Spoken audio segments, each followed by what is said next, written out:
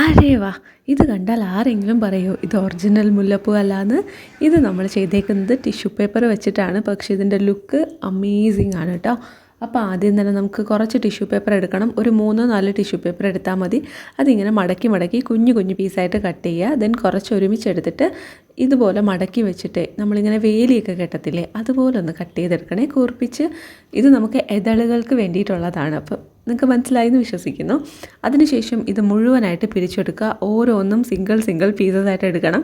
അതാണ് ഇതിൽ ഏറ്റവും ടാസ്ക് ആയിട്ടുള്ള പരിപാടി. അപ്പോൾ സാധാരണ വെള്ളം വെച്ച് പിരിച്ചു കൊടുത്തിട്ട് എനിക്ക് അത്രയ്ക്ക് അങ്ങോട്ട് സാറ്റിസ്ഫാക്ഷൻ കിട്ടാത്തതുകൊണ്ട് ഞാൻ പച്ച കളറൊക്കെ കലക്കി വെച്ചിട്ട് ചെയ്യുകയാണ് കേട്ടോ.